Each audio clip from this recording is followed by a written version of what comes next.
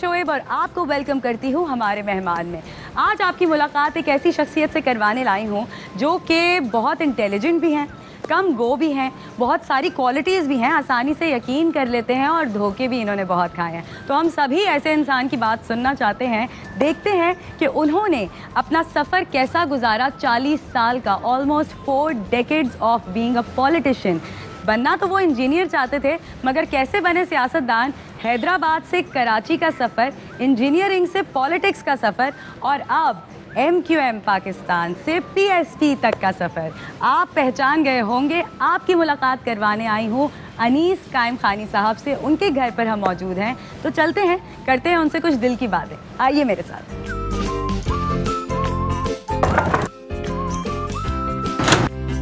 अस्सलाम वालेकुम। वालेकुम अस्सलाम, कैसे हैं आप? Thank you so much. आई भाई बड़ा प्यारा घर है आपका माशाल्लाह। जी कैसे हैं आप? मैं बिल्कुल ठीक। भाई 2 साल हो चुके हैं मुझे, 2 नहीं 3 साल हो गए हैं हमारे मेहमान करते करते, और ऑलमोस्ट हम 200 एपिसोड्स जो है वो कर चुके हैं। तो मुझे तो वैसे भी बड़ा शौक़ है कि नए नए लोगों से मुलाकात हो, और जैसे आप किसी नए मुल्क जाते हैं या किसी नए शख्स से मिलते हैं तो आपको पूरी दुनिया नई मिलती है। तो इसी तरह मेरा हर गेस्ट जो है वो एक पूरी दुनिया होता है। आप सबसे पहले बताइए कि आपकी सेहत कैसी है, ज़िंदगी कैसी जा रही है? सेहत ठीक है। ज़िंदगी तो सुबह निकलते हैं, शाम रात गए तक घर वापसी होती है। हाँ, और ऐसी है बस। तो सारा दिन कहाँ मसरूफ़ है आजकल? सारा दिन आजकल 249 में NA 249 का इलेक्शन बल्दिया में। तो बल्दिया के लोगों की क्या मसाइल हैं, क्या देख रहे हैं इस वक्त? बल्दिया बेसिकली एक ऐसा इलाका है जहाँ पीने का पानी का बड़ा मसला है। फिर सड़कें बिल्कुल तबाह, खड्डे। तीसरा बड़ा मसला उनका बिजली है, लाइट है। और फिर हमारे पार्टी ने फैसला किया, हम सब ने मशावरत की कि भाई यहाँ पर हिस्सा लेना चाहिए। तो आपकी जो है वो सबसे ज़्यादा किन से बनती है? मेरा ताल्लुक हैदराबाद से है, और फिर मेरे बिरादरी ज़्यादातर पूरे सिंध के मुख्तलिफ अज़ला में रहती है। तो दोस्त सिंधी भी हैं, और फिर पूरी सियासत महाजरों के साथ रही। हाँ, ये बात तो है।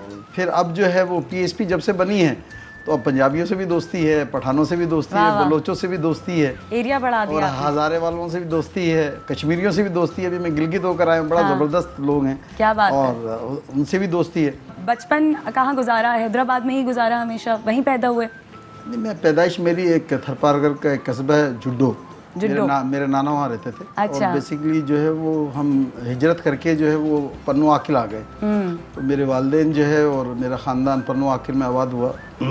वहाँ से फिर मेरे नाना जुड्डो में रहते थे, लेकिन बकिया फिर 5 साल का था मैं, तो फिर हम हैदराबाद शिफ्ट हो गए। तो बकिया मेरी सारी तालीम और पूरी हैदराबाद में हुई। और बहन भाई? 4 बहन भाई हैं, 2 भाई और 2 बहनें। दोनों बहनें बड़ी हैं। भाई छोटा है। अच्छा। भाई छोटा है। माशाल्लाह माशाल्लाह। तो अम्मी अब्बू के साथ कैसा रिलेशनशिप था? बचपन में कैसे थे? अब आप ज़रा जिससे भी बात करो कहते हैं कम गो हैं और सीरियस हैं, तो बचपन में भी ऐसे थे? नहीं असल में मैं 18 साल 19 साल की उम्र में अनीस भाई बन गया था। अनीस भाई? हाँ। कौन सा वाला भाई? ये MQM में, क्योंकि आप MQM से पहले भी जो है वो ज़रा जल्दी बड़ा बन गया था। और स्कूल में बोलते थे लोग अनीस भाई, वो स्कूल में भी भाई होते हैं? नहीं, स्कूल में मैं बहुत अच्छा स्टूडेंट था। आप पूछ लें, हैदराबाद में मैट्रिक तक जो है वो मॉनिटर था अपनी क्लास का। स्कूल में अनीस भाई वो वाले भाई थे कि भाई प्लीज काम करा दे यार, भाई नहीं ऐसा वाले भाई? नहीं, स्कूल में तो नहीं था, लेकिन स्कूल में भी मॉनिटर था। लेकिन बहुत जल्दी छोटी उम्र में 20 साल की उम्र में सियासत में आ गया 1985 में। और 1985 से ही भाई था, तो जल्दी बड़े ओहदों पे चला गया। और फिर ऐसा है ऐसा। लेकिन जहाँ तक आपने बचपन की बात की है तो ऐसा नहीं था। चले भाई बनने से पहले की कहानी थोड़ी सी सुना दे। अम्मा अब्बा के साथ कैसे थे? अब्बा के साथ दोस्ती थी या स्ट्रिक्ट रिलेशनशिप था? वो क्या सोचते थे सियासत के बारे में? मेरी फैमिली का ताल्लुक जो है वो कैम खानी बिरादरी से, जो राजपूत हैं। तो राजपूत बिरादरी से ताल्लुक़ था, और राजपूत बिरादरी की कैम खानी कम्युनिटी है। और वो ज़्यादातर उनका ताल्लुक आर्मी से या खेती बाड़ी से है, काश्तकारी से। आर्मी? हाँ, आज भी। और नहीं आज भी नहीं, आर्मी से। अच्छा वाह। और मेरे वालिद साहब 1936 में ही आर्मी में चले गए थे जब इंडिया में थे। और जब पाकिस्तान बना तो उस वक्त लोगों से चॉइस की गई कि कौन लोग आर्मी में पाकिस्तानी आर्मी में जाना चाहते हैं। तो मेरे वालिद, मेरे चचा, मेरे ख़ानदान के सारे लोग जो है वो पाकिस्तान आर्मी में आ गए और मेरे वालिद ने 1942 की लड़ाई लड़ी है। तो ये मेरा एक बैकग्राउंड है। बात है भाई, दिस इज क्या क्या कैच करूँ मैं, सब बोलने दे रही हूँ बस आपको, बाद में सवाल करूँगी। तो फिर हम लोग जो है फिर यहाँ आकर, घर कैसा था, अब्बा क्या करते थे, किस तरह की लाइफ दी थी माँ बाप ने? मेरी बड़ी बहन मेरे से 19 साल बड़ी हैं, छोटी बहन मेरी जो है मुझसे, छोटी बहन कहता हूँ लेकिन है बड़ी, 2 साल बड़ी है मुझसे। तो उसके तो फिर तो आपकी 3 माएँ होंगी। हाँ असल में जी बिल्कुल ऐसे वो 6 या 7 भाई मेरे पैदा हुए, उनकी डेथ हो गई। तो लाडला था घर में बहुत ज़्यादा। अच्छा, वो मैं समझ गई हूँ बिल्कुल। और अभी भी बड़ी बहन जिंदा है, वो मुझसे 19 साल बड़ी हैं, वालिदा की तो डेथ हो गई। तो अम्मा का लाडला था, अब्बा तो आर्मी में थे, तो आर्मी वाले जैसे होते हैं आपको पता है, सख्त लाइफ, सख्त तो नहीं थे, बहुत शरीफ आदमी थे लेकिन कम गो थे बहुत ज़्यादा, और डिसिप्लिन्ड होंगे, डिसिप्लिन थे। तो अब्बू से तो इत्तफाक से अम्मी का इंतकाल 91 हुआ, फिर अब्बू का तो पीछे 2011 में हुआ। अम्मी से बहुत क्लोज था। तो 91 में हुआ अम्मी का इंतकाल। अच्छा, तो वो कैसे? बस वो बीमार थी वो? बीमार अचानक नहीं, अचानक जो है मैं एमकेएम में मसरूफ़, आपको पता है सुबह शाम, तो अचानक सुबह जो है वो, मैं कराची आया हुआ था यहाँ पे और अम्मी हैदराबाद रहती थी। तो सुबह वज़ू करने गई थी, तो वो अब्बू, अब हमारी अम्मी और अब्बू का सुबह उठने के बाद जो है वो एक ताल्लुक़ होता है ना कि अब्बू नमाज़ पढ़ने चले जाते थे, अम्मी उनके लिए चाय बनाती थी। तो वापस आए तो अम्मी को देखा नहीं, हो समझे शायद वॉशरूम में। तो फिर थोड़ी देर बाद देखा तो वो नॉक किया वॉशरूम को, तो वो वज़ू करते हुए बैठी थी, वहीं उनकी डेथ हो गई। तो अम्मी से बहुत क्लोज था, अल्लाह ताला उनकी मग़फ़िरत फरमाए। अम्मी से बहुत क्लोज था। तो कैसा रिश्ता था अम्मी से? ज़बरदस्त था, ज़बरदस्त। क्या कहती थी, क्या शिकायत करती थी सबसे ज़्यादा आपसे? लाडला था, फरमाइशें चलती थी। अब आप लोग तो छोटे हैं, हम लोग तो बड़े हो गए हैं। तो उस ज़माने की फरमाइशें ऐसी थी कि ईद पे भी जोड़ा चाहिए और बकरा ईद पे भी जोड़ा चाहिए। अच्छा, माएँ होती हैं, आज भी उनको वही जोड़ा चाहिए, जोड़ा चाहिए। और जो है वो फिर स्कूटर चाहिए, जवान हो गए तो स्कूल में, स्कूल के बाद कॉलेज चले गए तो स्कूटर चाहिए। तो छोटी छोटी फरमाइशें। बिल्कुल पागल थी आपके पीछे वो भी? हाँ पागल थी। हाँ, तो क्या पकाती थी, आपका फेवरेट कैसे मनाती थी? उनको क्या पता था कि कैसे, कौन सी चाबी है जो फ़ौरन ठीक करेगी अनीस को? आलू गोश्त बनाती थी वो, ज़बरदस्त किस्म का, शोरबे वाला। हाँ, जब मैं आता था तो वो जो है वो एक छोटी सी प्याली में 5-6 बोटियाँ लेदा रख देती थी। जब मैं आता था तो वो कहती थी तुम्हारे लिए रखी हैं सिर्फ, तो और किसी और के लिए नहीं रखी हैं। तो वो अम्मी का एक अपना वो था। शादी आपकी जब हुई थी तब अम्मी तो थी? शादी मेरी जल्दी हो गई, मैं फर्स्ट ईयर में था। मेरी बड़ी बहन की शादी हो रही थी, तो बस उन्होंने कहा कि साथ में इनकी भी कर दी जाए। फिर पहले ऐसा आप तो बड़े खुश हुए होंगे, ये बहन के जो है ना थैंक यू बोल रहे होंगे, आपकी फेवरेट बहन होंगी आपकी? हाँ, छोटी बहन है, फेवरेट है। बड़ी बहन से अलग रिश्ता है, छोटी बहन से अलग रिश्ता है, लेकिन वो हो गई बस जल्दी, 81 में शादी हो गई। अच्छा, आपने एक बड़ी अनसर्टन लाइफ गुजारी है, डेंजरस तो नहीं कहूँगी मगर दबंग भी गुजारी है। और क्या आप स्ट्रेट फॉरवर्ड हैं या आप सोच समझ के बोलते हैं, सोच समझ के अपना स्टेप लेते हैं? तो आप ऐसे हैं या फिर आप यू आर कैलकुलेटेड? मैं समझदार, कैलकुलेटेड हैं। ओके, तो आपकी अगर आपसे ही असेसमेंट लें कि जी आपकी समझदारी क्या है? असल में पहले दिन से जो है वो ऑर्गेनाइजेशन मेरा काम है, और फिर ये लोगों से डीलिंग करना जो है वो, मैंने हज़ारों कारकुन पिछली पार्टी में बनाए, हज़ारों कारकुन आज मेरे साथ हैं। मैं उनको नामों से जानता हूँ, मैं उनके दुख सुख में उनका साथी हूँ। तो ये जो मेरा उनसे रिलेशनशिप है, ये ऐसा नहीं होता, इसीलिए दीगर पार्टीज़ में ऑर्गेनाइजेशन इतनी मजबूत नहीं होती। मैं रिश्ता बनाता हूँ कारकुन से। कोई ऐसा टाइम आया ज़िंदगी में जिसके बाद आपने सोचा कि नहीं, अब मैंने जो है वो लोगों के लिए जीना है? असल में मैंने कहा ना कि पहले दिन से इंसान, मेरा ये मानना है ज़ाती तौर पे कि अल्लाह मियाँ आपको पैदा करता है तो कोई मकसद है आपके पैदा करने का। अगर आपको वो मकसद समझ में आ जाता तो आपकी ज़िंदगी बड़ी आसान हो जाती है। तो मुझे पहले दिन से ये अंदाज़ा हो गया, जब मुझे थोड़ा शऊर आया कि मुझे दूसरों के लिए पैदा किया गया है, मुझे मेरे लिए नहीं पैदा किया गया। मुझे बरसों बरस हो गए कहीं घूमने नहीं गया हूँ मैं। मुझे जो है वो रात का खाना मैं आकर 2 बजे खाता हूँ। ये बच्चे मेरे ज़िद करते हैं कि डिनर कर लें, मुझे टाइम ही नहीं मिलता। तो वहाँ आलू गोश्त पकवाया करो। आलू गोश्त ही बनता था। तो वो जो है वो बेसिकली जब आपको ये समझ में आ जाता है कि आप दूसरों के लिए हैं, तो फिर आप उसी लाइन पर चलते हैं, वो भले घर हो या फिर आपकी पार्टी हो। तो पहले दिन से ऐसे ही है सिलसिला कि कोशिश की है कि दूसरों के लिए जिया जाए। कोई ऐसा टाइम आया ज़िंदगी में कि जब आपने कहा कि नहीं, this time has changed my life? हाँ, मुस्तफ़ा कमाल साहब से जब मेरी मुलाकात हुई ना, हम दोनों गुफ्तगू करने लगे। उस ज़माना MKM का ज़माना था, तो बेसिकली मज़हब से कुर्बत हो गई। एक तो लसानी सियासत पर पहली दफ़ा पता ही नहीं चला था, क्योंकि 20 साल की उम्र से सियासत में आ गए और इत्तफाक से लसानी सियासत थी सारी की सारी। तो मुझे आज भी महाजिर होने पे फ़ख्र है, उस पर नहीं, लेकिन लसानी सियासत ठीक नहीं है। तो ये हमने अभी कुरान शरीफ पढ़ा, मुख्तलिफ बड़े उलमा से मुलाकात की, दीनदार लोगों से मुलाकात की, तो पता चला नहीं लसानी सियासत तो मना है मज़हब में। क्रिटिसिज्म को कैसे लेते हैं? आपको ईमानदार और मज़हब करते ही नहीं है लोग, और मैं तवज्जो भी नहीं देता, मैं ना पढ़ता हूँ इस तरह की चीज़ें। मैं तो सुबह निकलता हूँ, शाम सोशल मीडिया से थोड़ा सा अवॉइड करता हूँ मैं। और इसकी वजह ये कि वैसे तनकीद करे तो बहुत अच्छा लगता है। कपड़ों पर बहुत ज़्यादा लोग कर लेते हैं कभी कभार। मुस्तफ़ा कमाल साहब बता देते हैं। हाँ। हम लोग आपस में बड़े फ्री इस बात में फ्री हैं। जैसे भी हम यहाँ आए तो हमने, मैं और मुस्तफ़ा कमाल साहब जो है वो शलवार कमीज़ कम पहनते थे। हाँ। लेकिन जब से हमने PSP बनाई है हम शलवार कमीज़ पहन रहे हैं। वैसे कराची वाले पेंट शर्ट ज़्यादा पहनते हैं, आपको पता है। बट कराची आपके लिए क्या वैल्यू रखता है? कराची मेरे लिए जो ऐसा ना कि हैदराबाद मेरा बेडरूम है, कराची मेरा घर है। हाँ, तो हैदराबाद में एक जवानी गुजारी है, 90s के बाद कराची हूँ, तो अभी कराची तो मेरा घर है। और अभी घर की हालत ठीक नहीं है, तो कराची को देख के जिसने बिल्कुल ठीक नहीं है, हाँ बिल्कुल ठीक नहीं है, तो दुख होता है। सबसे पहले क्या करना चाहेंगे कराची के लिए? अगर आपको जादू की छड़ी दे दी जाए तो पहले 3 काम क्या करना चाहेंगे? कराची को पहला अगर मुझसे पूछेंगे तो मैं PSP का ये मंशूर है कि 140A के तहत बल्दियाती इख्तियारात मेयर को दे दी जाए। और मैं तो लाड़काना के लिए भी इतना ही ख्वाहिशमंद हूँ, मैं तो मियाँ चुन्नू के लिए भी इतना ही ख्वाहिशमंद हूँ। क्यों नहीं ट्राई किया जाता ये? क्यों इतना मुश्किल हो जाता है? इसलिए कि जो ऊपर आपके लोग बैठे हुए हैं, वो लोग बैठे हुए हैं जो ये समझते हैं कि अगर नीचे पावर दे दी जाए तो उनकी पावर चाहिए। MNA का काम नहीं है कि वो सड़कें बनाएं, MPA का काम नहीं है वो गलियां बनाएं। ये काम दुनिया भर में बल्दियाती लोग करते हैं। अच्छा, मुस्तफ़ा कमाल साहब कहते हैं कि मेरे टाइम पे ऐसा नहीं था, मेरे पास फिर भी इख्तियारात थे, तो उनके टाइम में और इस टाइम में क्या फ़र्क है?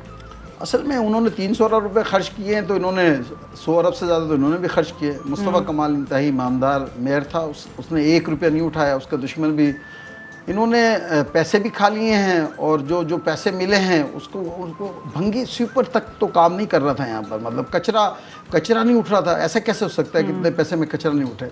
तो मेरा ख्याल है कि बाख्तियार से ज़्यादा किरदार की ज़्यादा ज़रूरत है। और कोई भी मेयर आए, माजी में यहाँ जितने भी मेयर आए, मुस्तफ़ा कमाल साहब से पहले भी जो मेयर आए वो ठीक थे, कम से कम कचरा तो उठाते थे। इन्होंने तो कचरा भी नहीं उठाया। ओके, नंबर 2 क्या करेंगे आप जादू की छड़ी कराची के लिए? हमारा ये मानना है कि तालीम जो है, एक ड्राइवर का बच्चा और एक फैक्ट्री के मालिक का बच्चा पहले सरकारी स्कूल में, हमारे ज़माने में एक ही स्कूल में पढ़ता था, अब वो एक स्कूल में नहीं पढ़ता।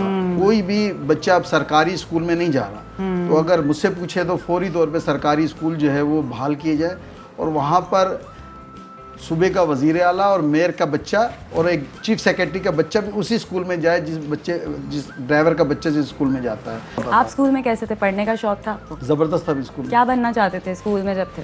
स्कूल कॉलेज के? मैं इंजीनियर बनना चाहता था। मेरी अम्मा का ख्याल था डॉक्टर बन जाए, तो फिर मैंने इंटर में, उस ज़माने में एंट्री टेस्ट वगैरह नहीं होते, तो इंटर में आपको बायोलॉजी लेना पड़ता था। तो फिर अम्मा की ख्वाहिश थी कि डॉक्टर बन जाए, तो डॉक्टर की ट्राई की।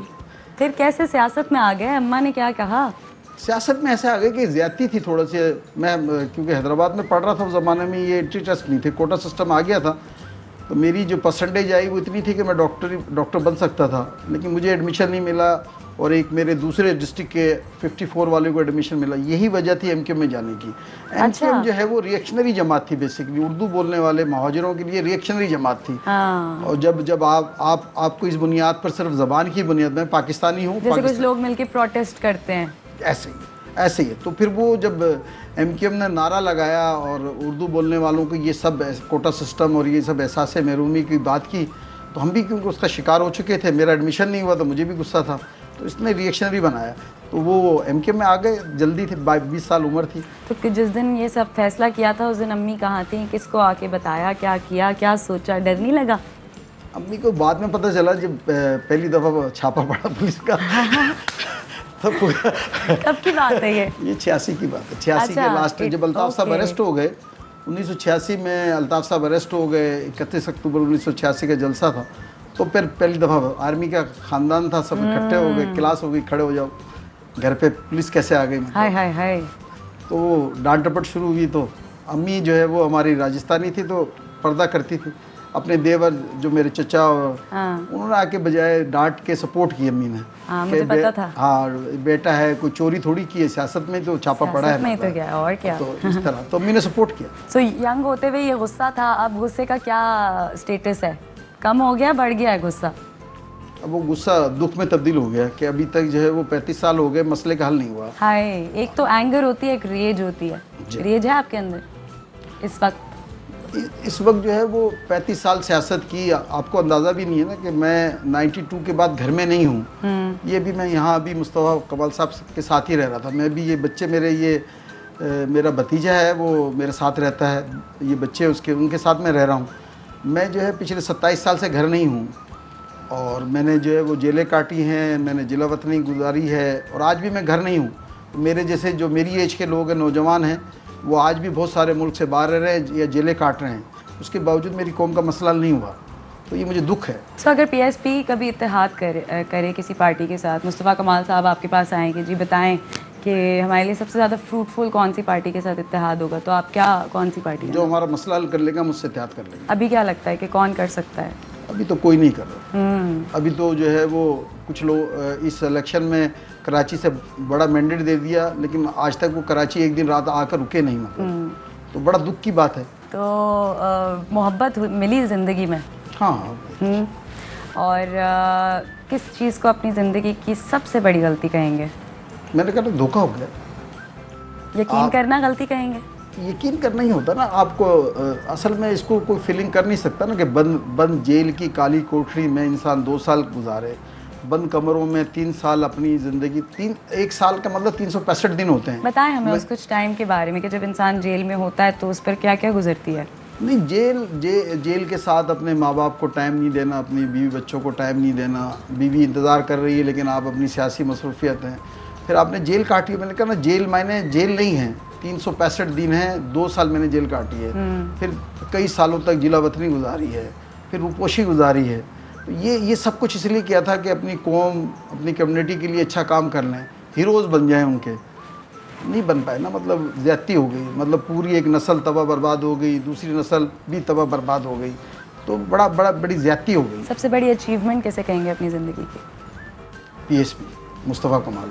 सो आपकी बेगम डरती नहीं होंगी क्योंकि आपने लाइफ ऐसी गुजारी है, आप तो नहीं डरते होंगे वाकई? अब तो क्या इतनी ज़्यादा threats through out the life, क्या चीज़ ने आपको जोड़े भी रखा और कैसे आपने उनको इस डर से निकाला होगा? कैसे आपने ये शादी चलाई होगी?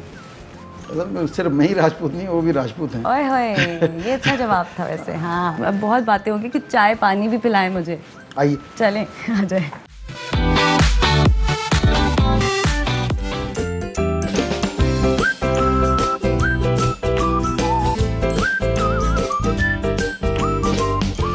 खाने पीने के शौकीन हैं आप? जो मुझे जानते हैं, मैं पता, मैं बहुत ही कम खाना खाता हूँ। अगर खाना पकाने का शौक है, कभी पकाया खाना? जी बिल्कुल पकाया। इतना आप दूर दूर भी रहे हैं, अकेले अकेले भी रहे हैं, रूपोशी काटे तो खाना खुद पकाते। हाँ, तो क्या सबसे आसान लगता है पकाना? कढ़ाई। कढ़ाई, मुझे भी कढ़ाई होती भी बड़ी मज़ेदार है। अच्छा, जब आपकी ज़ाहिर है आपने इतना लंबा अरसा एक पार्टी में गुजारा तो उसमें अच्छे वक्त भी देखे होंगे। जी बिल्कुल। क्या क्या अच्छी यादें हैं? अच्छी यादें ये कि कुछ अच्छे लोग भी थे ज़बरदस्त, उनके साथ बहुत बड़ा याद रहता है, अभी भी याद में रहते हैं वो। कुछ तल्ख बातें हैं, तो यादें हैं। जवानी वहाँ गुजारी है पूरी की पूरी, मतलब। और क्या क्या सीखा? ये ऑर्गेनाइजेशन वहीं सीखी है। मैं तो 20 साल का था, और एमक्यूएम में अगर ख़राबियाँ हैं तो खूबियाँ भी ज़बरदस्त थी, ऑर्गेनाइजेशन ज़बरदस्त थी, तंजीम ज़बरदस्त थी, वहीं सीखा ही सब कुछ। प्राइम खराबी क्या थी? ट्रैक से हट गए मेरा ख्याल है। पहले ठीक थे, और जो है वो फिर ट्रैक से हट गए, और जिस मकसद के लिए बनाई गई थी वो मकसद से हट गए। वजह पता चली कि क्यों हटे भाई? मेरा ख्याल है ये जो है पावर हर एक की बस की बात होती नहीं है। जैसे जैसे पावर मिलती चली जाती है, इंसान की फैसला साजी में जो है वो तब्दीली आती जाती है। मुस्तफ़ा कमाल से चले मुलाकात तो हो गई, लेकिन वो डर नहीं लगा आपको कि? नहीं, डरते तो नहीं है, लेकिन ये कि ये ईमान के 3 दर्जात हैं। एक दर्जा ये कि आप दिल में बुरा समझें, एक दर्जा ये कि आप ज़बान से बोलें, एक दर्जा ये कि आप लड़ने के लिए तैयार हो जाए, तो पहला 2013 वाला पहला वाला दर्जा था कि दिल में बुरा लगा और छोड़ के चले गए और ये सोच कर चले गए कि अब वापस नहीं आना है। फिर ऐसे हालात पैदा हो गए कि लगा कि नहीं अब जाना है। तो हमारा जहन तब्दील हो चुका था और मुस्तफ़ा कमाल साहब और फिर मैंने जब इरादा किया तो उसमें मुस्तफ़ा कमाल साहब का अहम रोल है। मुस्तफ़ा कमाल साहब ने मुझे तैयार किया और उन्होंने कहा मैं जा रहा हूँ, तो फिर मैंने कहा मैं भी आपके साथ चलूँगा और मरने के लिए आए थे, ईमानदारी की बात है। उस वक्त की एम का जो लोग जानते हैं तो मुस्तफ़ा कमाल साहब और मैं तो मरने के लिए आए थे। जब एयरपोर्ट पे थे हम दोनों तो उन्होंने मुझे कहा कि कामयाबी का क्या म्यार अनीस भाई? तो मैंने कहा अच्छा आप बताएं। तो उन्होंने कहा अगर हम 3 घंटे नॉर्मल प्रेस कॉन्फ्रेंस कर लेंगे और ज़िंदा रहेंगे यही कामयाबी हमारी। हमें नहीं पता था PSP बनेगी और क्या होगा क्या नहीं होगा। हाँ सोचते ज़रूर थे कि कभी ऐसा हुआ तो कैसी पार्टी होनी चाहिए। फाइनेंशियली आप कैसे थे कि उस वक्त आपने पार्टी बनाने का जो फैसला इंसान करता है तो नेक्स्ट चीज़ ये सोचता है अपने आप को तैयार करने के बाद फाइनेंसेस? असल में लोगों को जो पार्टी बनाते हैं उन्हें पता है कि सियासी पार्टी बनाना आसान काम नहीं है। हाँ जी। और फाइनेंस चाहिए होता है। लेकिन मुस्तफ़ा कमाल साहब ने शहर में बड़ी खिदमत अंजाम दी हैं और बिज़नेस कम्युनिटी जो है वो हमें सपोर्ट करती है जब हमारे जलसे होते हैं। और जनरली तो जब हम लोग आए थे तो हमारे मुखालफिन ये कह रहे थे कि भाई इन्हें जो है फला स्पॉन्सरशिप कर रहे हैं। लेकिन जो लोग हमारे करीबी लोग हैं, अभी हम जलसा करते हैं तो हम अपनी CC नेशनल काउंसिल को बुलाते हैं, वो शेयर करते हैं, फिर बिज़नेस कम्युनिटी हमारी सपोर्ट करती है। इस तरह मिल बैठ कर होता है। लेकिन सियासत में अभी हमारे पास ATM मशीन नहीं है। अब तो ATM मशीन का होना बहुत ज़रूरी है मेरे लिहाज से सियासत में, जो पाकिस्तान की सियासत है। आपने कभी गुर्बत देखी? नहीं, सब हम लोग सब लोअर मिडिल क्लास के लोग हैं सारे के सारे। और कोई टाइम ऐसा याद है कि सबसे जो है वो मुश्किल टाइम था फाइनेंशियली अपनी ज़िंदगी में, नॉट पॉलिटिकली? नहीं, ऐसा था ना कि बेसिकली ऐसी तो गुर्बत नहीं देखी है। लेकिन आपके और हमारे ज़माने में फ़र्क है। आप छोटी हैं बहुत हमसे। 80s का 70s का और 90s का ज़माना तो बड़ा सादा ज़माना था। मैंने भी, आपने मुझसे शुरू में इंटरव्यूज़ में कहा ना कि उस वक्त जो है वो बड़ा कैंटीन की पैसों में अभी बड़ा फ़र्क था। बड़ा फ़र्क था कि मुझे जो है मुझे पता है कि कितने पैसे मिलते थे? 2 रुपये 5 रुपये? नहीं।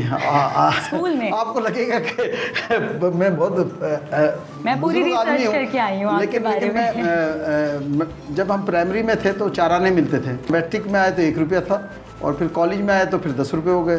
पहले पैसे कैसे कमाए थे? कोई जॉब वॉब की थी? जॉब हुई मेरी, पहले मेरी जॉब हुई। कहाँ काम करते थे? मेरा ससुराल बड़ा ज़बरदस्त था। हाँ। तो हमारे यहाँ राजपूतों में ससुराल से बड़ी सपोर्ट रहती है। हाँ। मेरे वालिद और मेरे जो ससुर हैं वो मेरे फर्स्ट कज़िन थे मेरे वालिद साहब के, मेरे चचा थे और मेरे खालू भी थे। तो हम कंबाइंड फैमिली सिस्टम है। वो माशाल्लाह फाइनेंशियली उस ज़माने में बड़े स्ट्रॉन्ग थे। उन्होंने बड़ा मुझे सपोर्ट किया हमेशा। हाँ, लेकिन पहली तनख्वाह 1365 रुपये मिली थी। अरे वाह। हाँ, तो मैं अम्मी को दे थे? अम्मी को ही देता था। हाँ। सिर्फ 365 रुपये अम्मी मुझे देती थी। अरे ये अच्छा, वैसे ये अच्छा 1000 रुपये अम्मी को देता था, 365 रुपये मुझे मिलते थे। और लेकिन 365 रुपये उस ज़माने में बहुत ज़बरदस्त थे। उस ज़माने में कढ़ाई इस तरह की नहीं थी। हाँ। लेकिन कढ़ाई वढ़ाई खा लेते थे। आपके बच्चों की लाइफस्टाइल क्या है? आप किस चीज़ को इम्प्लीमेंट करते हैं? ये मेरा सवाल है। तो मेरे बहन भाइयों को और मेरे बच्चों को कोई जानता भी नहीं है। मुझे जो है वो कराची की सियासत में 35 साल हो गए। कराची हैदराबाद की सियासत में 81 MPA मेरे अंडर में काम कर चुके हैं और गवर्नर सब मेरे अंडर में काम कर चुके हैं। मेरे बच्चों को कोई जानता नहीं है, मेरे भाई को कोई जानता नहीं है। सब नॉर्मल लाइफ गुजारते हैं, सब जॉब करते हैं और उनका सियासत से कोई लेना देना नहीं है। तो मेरा नाम भी इस्तेमाल नहीं कर सकते कहीं पे। क्या चीज़ मिस की है अपनी औलाद के साथ सबसे ज़्यादा ये मुल्क की खिदमत करने के लिए? गुजारे नहीं ना वक्त उनके साथ। और मुस्तफ़ा कमाल साहब और आपकी मिसाल ऐसी है कि एक वो जो नहीं ऑपोजिट्स अट्रैक्ट रिश्ता देखते हुए करते हैं, भाई एक को गुस्सा बड़ा आता है तो एक काम बहुत है। तो ये आप लोगों का सक्सेस का राज तो नहीं है? नहीं, ऐसा नहीं। मुस्तफ़ा साहब को गुस्सा नहीं आता।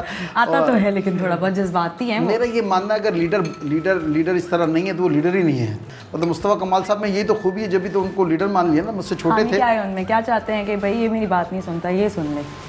नहीं, ईमानदारी की बात है, वो मेरी ही सुनते हैं। क्योंकि मुझे पता है कि बातें करते हुए आप तो बिल्कुल भी नहीं खा रहे, तो बस फिर मैं ज़रा सुकून से खाती हूँ और फिर हम लोग चलते हैं मुस्तफ़ा कमाल साहब के पास। हम आपको भी लेके जाएंगे।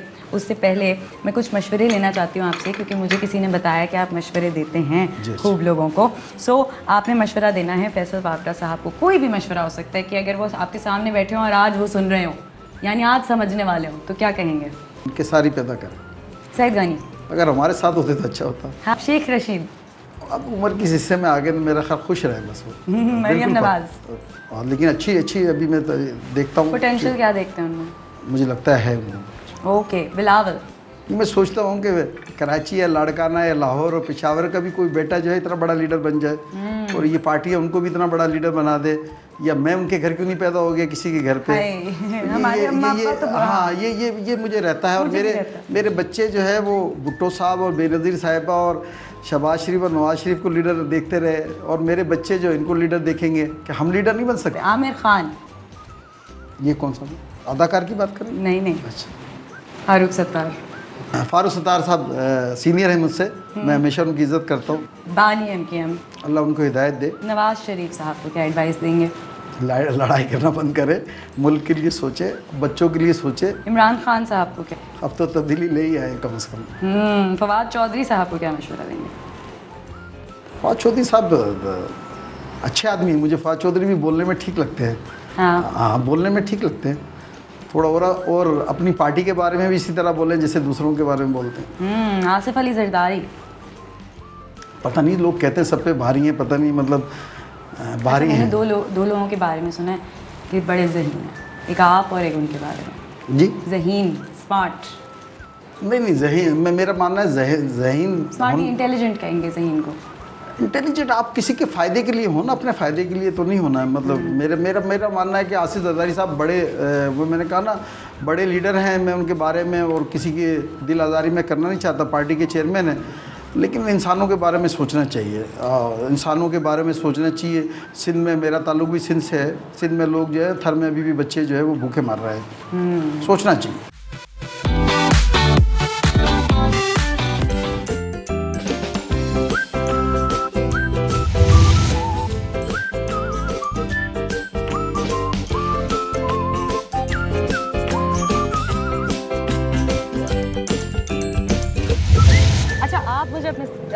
ये मैं बस ये हमारी सीसी नेशनल काउंसिल है, और जो आप पूछ रही थी ना, मेरा तो टाइम इन्हीं के साथ गुजरता है। हाँ। ये दिलावर भाई हैं, ये मकबूल अबड़ो साहब हैं, ये भी आए हैं हमारे साथ, मलिक निसार साहब हैं, ये नेक मोहम्मद भाई हैं, शाकिर भाई हैं, अशफाक मंगी भाई हैं, ये जो है हसान एडवोकेट हैं, जनरल सेक्रेटरी हैं पार्टी के।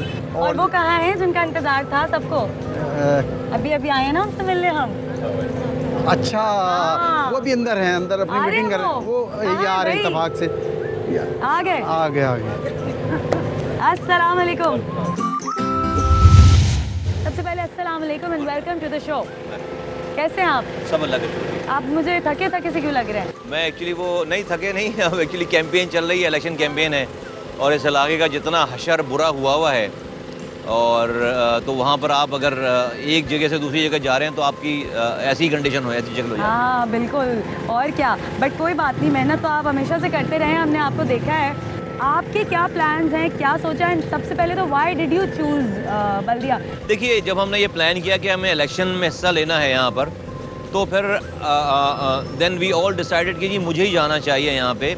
उसकी लॉजिक ये थी कि भाई मुझे कम से कम, मैं अगर किसी भी इंसान अपने हमारे पास बहुत काबिल, बहुत इम्पोर्टेंट लोग हमारे पास पार्टी में हैं जो कि बहुत सीनियर पोजीशंस पे भी रह चुके हैं, लेकिन मुझे जाकर शायद उनको एक्सप्लेन करना पड़ता है कि बल्दिया क्या है। मुस्तफ़ा कमाल को किसी को ये बताने की ज़रूरत नहीं कि बल्दिया क्या चीज़ है। मैंने दर्जनों रातें यहाँ पर जाकर गुजारी हैं। जब हम काम करते थे यहाँ पर 60 लाख गैलन पानी की लाइन लेकर आए डायरेक्ट, पहली दफ़ा कराची की तारीख़ में, बल्दिया की तारीख़ में पहली दफ़ा पानी डायरेक्ट लाइन, वो अल्लाह ताला ने मेरे हाथों डलवाई है वो लाइन। तो इसी बल्दिया टाउन में 100 बेडेड हॉस्पिटल बनाया, वो हॉस्पिटल तैयार करके छोड़ कर गया, उसको शुरू करना था। आज तक 11 साल हो गए, उसमें अभी तक ताले लगे हुए हैं। 100 बेडेड हॉस्पिटल तैयार पड़ा हुआ है। मुझे लगा आप कहेंगे कि अभी उसका हाल कितना खराब है। उसको शुरू ही नहीं कर सके। ये दर्जनों पार्क्स बनाए, सब उजड़ गए सारे। तो मुझे बल्दिया टाउन मेरी फिंगर टिप्स पर है। तो मैंने ये जब देखा कि भाई ये ऐसी अपॉर्चुनिटी अल्लाह ताला ने ये दी है, तो हमने कहा कि भाई हम खुद जाकर इस पे लोगों की आवाज़ बनते हैं, लोगों को अपना मैसेज देते हैं। हमें अंदाज़ा नहीं था कि लोग इतने ज़्यादा बेताबी से किसी का इंतज़ार कर रहे हैं। आप देखें सारा मजमा ये मौजूद आ रहे हैं लोग और जा रहे हैं, और हर इलाके में इस वक्त जो कम से कम 15 से 20 जगहों पे मीटिंगें चल रही हैं।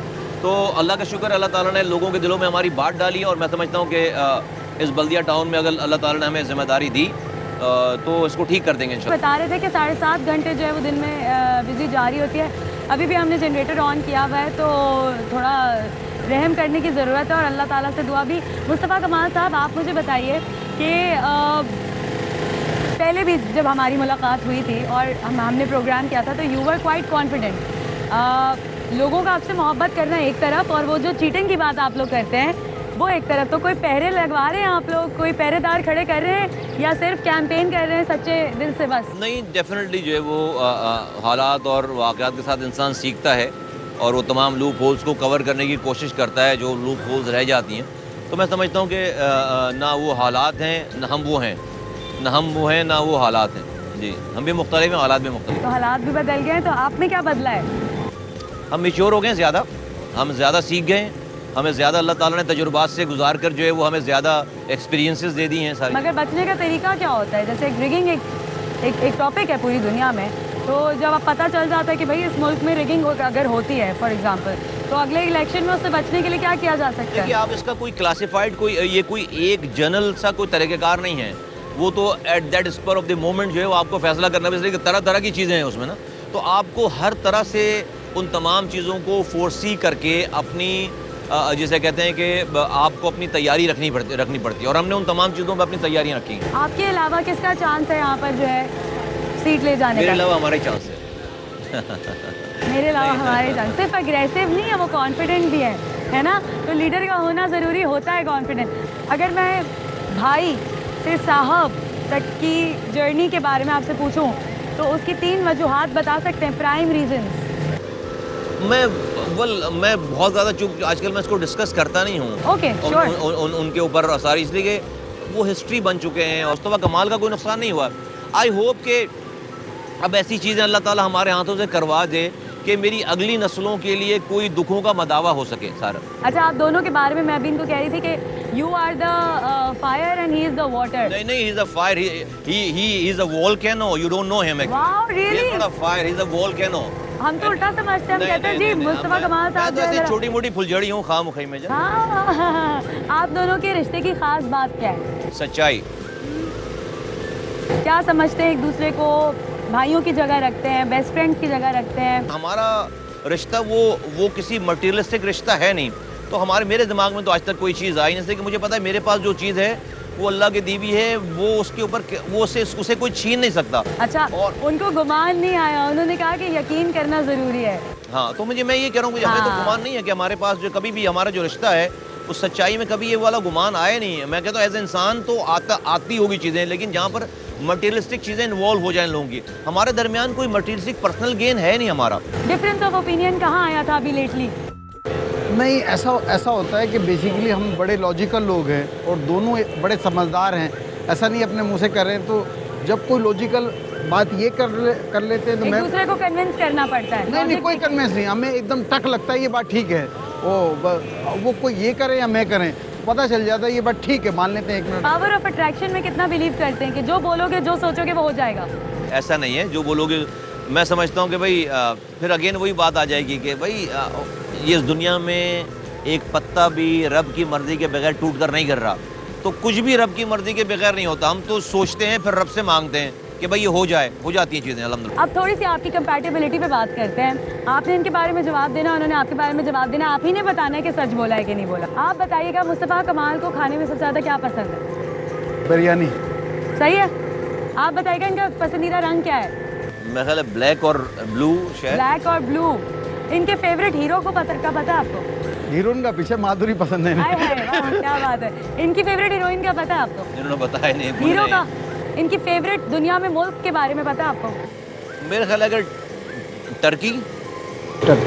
अगर ये सियासतदान ना होते तो ये क्या होते अपने हिसाब से? ये ज़बरदस्त एडमिनिस्ट्रेटर है ना, ज़बरदस्त एडमिनिस्ट्रेटर है। कोई और चीज़ है? मैं जो है वो पता नहीं क्या होता है। चले, बहुत अच्छा लगा आप लोगों से मिलके। आपसे दोबारा आपसे पहली मुलाकात थी। अल्लाह ताला आप लोगों की जो सोच है पाकिस्तान के लिए, पाकिस्तान के फ़ायदे के लिए, बल्दिया के लोगों के लिए, उसको पूरी करने में आप लोगों की मदद करें। आमीन। आप लोग भी अपना रखिए बहुत सारा ख्याल, और मैं सिर्फ ये कहूँगी कि do not expect the unexpected, always expect what can be done, what can be happened. So अपना रखिए बहुत सारा ख्याल और अपने दिमाग से खुद सोचिए, चाहे जो भी शो देखिए, जिसकी भी बात सुनिए, क्योंकि इंसान अपने लिए सबसे बेस्ट फैसला कर सकता है, कोई और उसके लिए नहीं कर सकता। अपना रखिए ख्याल। अल्लाह हाफ़िज़।